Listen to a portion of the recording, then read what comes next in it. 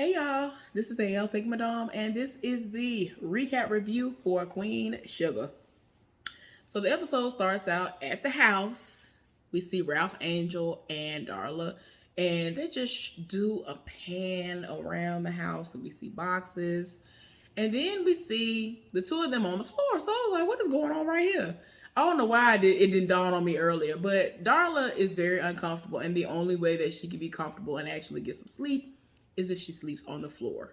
And so she was trying to say to him, like, thank you for finally agreeing to this because they're sleeping together. And yeah, so he's like, yeah, let me get on this flow. I'm like, she ain't got much longer. She don't look like she got much longer. She look like she gonna pop any day now, but she is small, so I don't know. But anyway, it shouldn't be too much longer. So he told her that she could sleep as long as she want. He wasn't able to get much sleep because he's uncomfortable on the floor. I ain't gonna lie, I've had my moments where it feels amazing just being flat on the floor. I don't know what it is, but yeah. So anyway, Vi's at the house resting. Hollywood is telling her how beautiful she looks and he loves the self-care that she's given herself and all that. And so she was like, well, I'm just rested up because they are having the baby shower later on. So he go over from her. He look like he like in the kitchen or somewhere. He started laughing something terrible. And so he was like, hey, that boy is crazy. So it's like, she like, what you laughing at? And so he said that Gabriel, y'all know Celine's child, has been still in contact with Hollywood. He done sent him a meme or whatever meme he sent had him dying. So she done raised, like she had one of them little night things that you put on your eyes or whatever. Y'all can't think of the accurate name of it. Blindfold, not even that. I can't even think of the sleeping things. She done lifted up. It was like, what? I didn't even know you were in constant communication with him like that. He was like, we don't even talk like that. I just talk to him every now and again, but he a good child. I don't talk to her, so I was like, yes, Lord, please. So anyway, Charlie is the one who is hosting the baby shower, and she's doing it at her place. Child, it looks good up in there. And she mentioned something about succulents. I was like, somebody please. Oh my God. Y'all don't understand how much I love succulents. And succulents remind me of my paternal grandmother. She actually had big potted plants of them. Y'all, I used to have pictures of them, but I don't even have the phone anymore. I think the phone got destroyed or something that I had way back in the day. But she had big potted plants of succulents. I miss her. I miss my grandmama. Long live Ada. I live for her.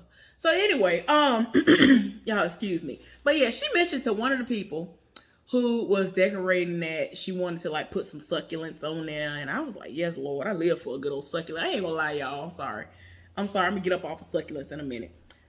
I was in CVS one day and I had a package that went over there, and I was just like, why didn't it just come to my house? But anyway, something was going on with their system, and while I was waiting, I went over to this shelf. I didn't even know they sold succulents. They had succulents in there. They were really small, though, and none of them were, like, up to the standard that I believed in. So I was like, I just admired the ones that I saw or whatever, and I was just like, I'm going to get me some succulents one day. I love succulents. I used to love touching them. I used to love touching my grandmama's. She had like so many different ones. Oh my gosh. Y'all excuse me. I miss my grandmama. But anyway, but yeah, so she getting ready for the baby shower. So Darla and Ralph Angel went to the airport to pick up Blue because he's in town for the baby shower. And he does fly in and out and go to school in DC. So they are very excited for him to be there. He is excited because the last time he came, he didn't get to see Vi. And I'm guessing that she was like really, really sick then. And so that wouldn't have been a great state for him to see her in. So yeah, he's excited because he's going to be able to see her this time. Nova is at the house and her neighbor came over and he brought like some matcha, which I've never had before. I feel like I'm not going to like that. So I've never even tried it. And kombucha. I don't even know if I'm going to like that either. But yeah, he brought her some matcha and like some pastries. And they are discussing the bones. And later on they get deeper into it. But yeah, he had somebody to look into those bones.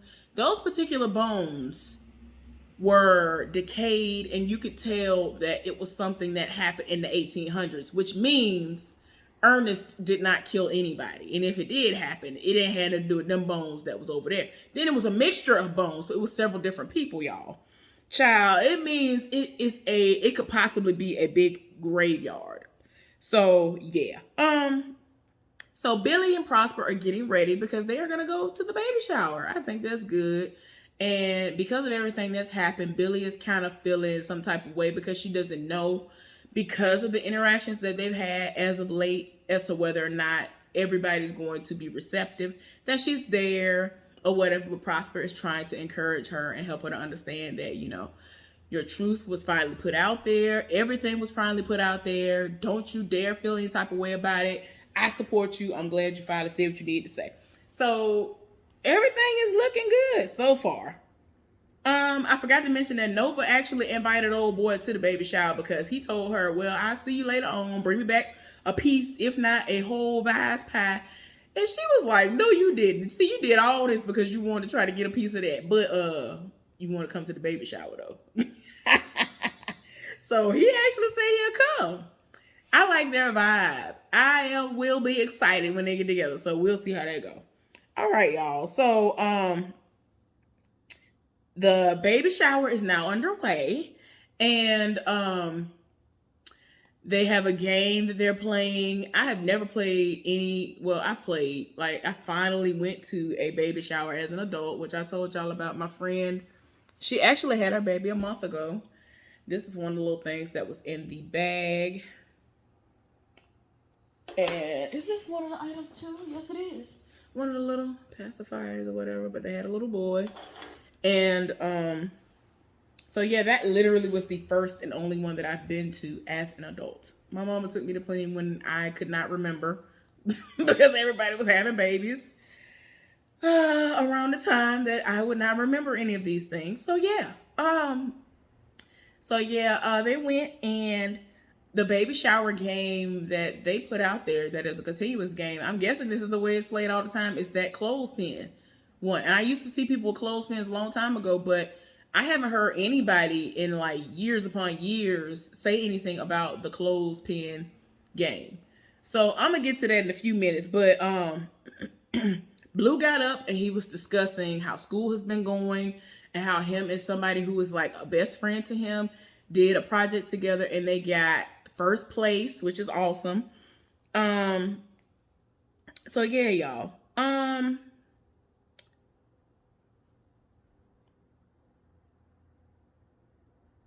Oh, okay. Yeah, I skipped over one thing. So Blue, he got to the house, and so he was happy to be home, but he wanted to know what were the boxes about. And so Darla was like, oh, well, we'll talk about that after the baby shower. Ralph Angel, a few minutes later was like, yeah, let's go take a walk. I'll, basically tell him about it now. So they went and took a walk, and, he broke it down to him, and he told him that he did something desperate that he wasn't supposed to do. And now they are going to have to move for a little while. And so he was like, no, but this is home. This is our land. I was like, child, it's too much. I ain't gonna lie to y'all. They almost got me with this next part. So they're at the baby shower, and before that particular part happens, Nova finally comes and she introduces everybody to old boy pretty much. And when he first came through the door, Blue gave him a pen, a clothespin. He explained to them the rules. And like, he's one of those, he's very serious about these games because he's trying to win. So, he went around, he went up to everybody and pretty much introduced himself. Everybody know who he is. So the baby shower was going well, cool. So Darla got up, all three of them really got up, and they were like, thank y'all for coming, whatever. So Darla made this speech. She went around the room individually to like the key players in her life. Y'all, I tell y'all, when she got to Hollywood, I was like, Ava DuVernay, ma'am, You about to make me cry, and I ain't got time for this. Cause y'all know what Hollywood did for her. And like even her trying to explain it, like her looking at him like, Hollywood, you know what you've done for me. I was like, don't do it. Like I be like, y'all understand? These people be trying to have me cry. Oh my gosh, they almost got me today. Okay, they almost got me. But yeah, she went around the room telling everybody about how instrumental they had been in her growth and supporting her all this time. But she said Hollywood for last, Hollywood and Vi. I was like, come on now, because Violet raised Blue. She raised this man, this little boy. I said man. She raised this little boy while she was dealing with her drug addiction and her nephew was in prison, jail, whatever. Like, child, anybody else could have been like, this ain't my responsibility. I'm trying to live my life. But what did she do? Take on a whole child. Like, he was a child. So, woo, child. But anyway, but yeah, it was a very moving speech. I was all the way here for y'all. Nova, Billy, and the neighbor are like off in the kitchen area, like having a conversation. And it's basically Billy and Nova going back and forth, talking about the good old days. And he feel like he in the right place in the right time because he was like, shoot, I wish I had been a part of all this. This is where the good stories are. These are the type of news stories that I need. I was like, boy, if you don't go somewhere and sit down. So they talking, having a good old time. What else, y'all? Darla and Charlie are actually outside, and so Violet comes out, and so she was like, what y'all talking about? So she was like, well, nobody has been able to understand what I'm saying as far as how sleep has been going for me. And lately she's had to sleep on the floor, as we already explained earlier in the episode. And so she was like, oh my gosh, I understand that, because when I was pregnant with Micah, there was just one chair that I could get comfortable in and only go to sleep in that chair. And so Darla was like, oh my gosh, only moms will understand. Like, they didn't even realize in the moment that, Vi was, there. And you could tell that she kind of felt some type of way, because y'all know she can't have kids. Child, she pretty much excused herself. And when she went on the inside, Violet saw how Hollywood was interacting with Blue. And Blue lives for, like, everybody live for Hollywood. But I'm just saying, the way he interacted with her, it's like, she looked like she has these moments where you could tell that she kind of feels guilty that she hasn't been able to give him children. And I'm like, this man already knew your situation. He done told you, I want you. You were made for me. I don't care about all that. And I feel like Hollywood is content with the other people around him giving birth to kids and him having other people who are going to come into the real spot. Who are going to bring children around, and when grandchildren come, like, I feel like he is content with that, because he knows, and I hate to use the word content, but that's the only thing that's coming to mind. But I feel like he knows that she definitely was meant for him. Like, they are everything. So it's like, I hear what she's saying, but at the same time, it's like, girl, calm down. So anyway, Nova is off in a room talking to Micah. Y'all, like I done told y'all before, ever since the first episode, I've been waiting for this day. So, they are having a conversation, and he was like, I have this guy who I'm friends with, and I'm trying to figure out the state of our relationship, because he's a really great friend. He's pretty much like my best friend. I've never felt this way before, and I'm trying to figure out these feelings of intimacy. Like, there's nothing sexual going on or whatever, but I don't know how I feel. Like, am I fluid sexually? Like, am I gay? Like, what am I? Am I bi? Like, child, he's trying to figure out what's going on within himself. And so pretty much because she has been a part of, like, the LBGT community and all of that, that was the right person for him to talk to and bring that to initially to discuss it. So I'm glad he talked to her, and that he even had somebody to talk to about it who was going to be objective and not try him and try to say something slick. Like, definitely Violet was not going to be the one to talk to. I'm just saying, she old school.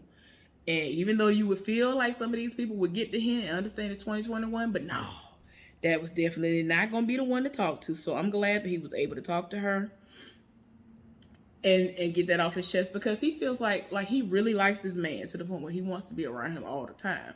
Child, Ralph Angel is now like having a moment where he's talking to a couple of the like people that we've seen like over the years, like the woman who Violet had to drive home because she had left her ID, and that man who said something when Micah did that photo exhibit about gay men or whatever. It's some of these black farmers. So he was basically like, I feel like we need to get a coalition together. We need to get this co-op together, and if we bring our money together, we'll be able to have some power. Because Billy actually looked into some of the stuff, and she was like, yeah, Ralph Angel was right. Like, there are situations that happen where if land is up for sale, the black farmers are the ones who get the first dibs on it. So if they ever have situations that come up like that, they can do that, and they can come together and buy this land and end up owning more and more land and have so much power. Like, I'm just saying, a lot of people, like I keep trying to say, people do not understand how valuable land really is. Land, people be out here all the time wishing, hoping, and praying they could get land. Like, people, I think, if I'm not mistaken, my dad has talked about people trying to roll up on our land asking if we would sell some of our land after my grandfather did the most to get that land. We pay taxes on that. That's the end of that. Nope. It's staying in the family. So anyway, but yeah, I think that is awesome, because that definitely is going to be a way to keep the Landrys from continuously trying to take over stuff. And every time you look up, they want to just create a highway and all these malls and stuff. And it's just like, that's not needed. Like, you feel like you need all that just to get through here? Now, I understand that there are some times that, I ain't gonna lie, I have moments that I hate driving through certain areas because I have to drive through there. But my only issue with it is simply stemmed from the fact that they are sundown towns. It just is what it is. It's a sundown town. I would rather not drive through it, even if it's a small town or whatever. But I gotta drive through them sometimes when I'm traveling where I gotta go. But yeah, it ain't no situation like, oh, they got all this land over here, let me create a highway to go through that. Like, it ain't because of that. Not for me. So yeah, y'all, sorry I had a moment because the sundown towns, I can't. So anyway, everybody is about to, leave the baby shower.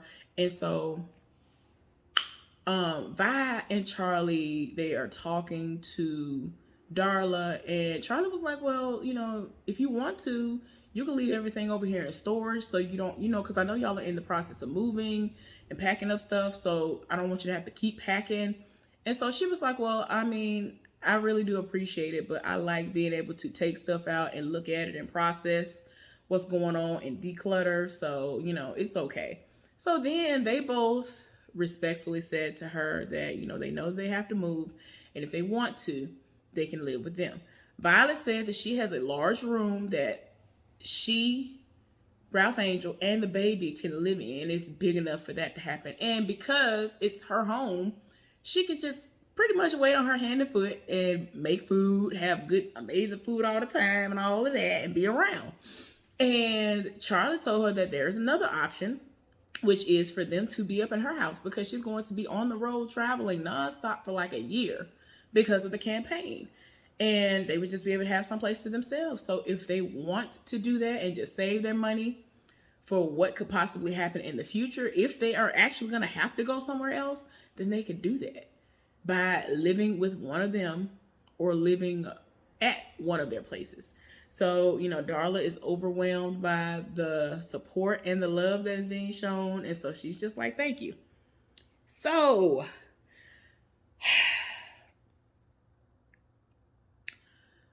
Nova and the neighbor are talking, and they've done some more research, and those bones are probably leading back to that Thibodaux, Louisiana massacre that happened. And it was like a big massacre. And so she was like, well, can we prove that it was something that, stemmed and was over here on our land? And if they can, they can actually keep them from coming in and taking over the land.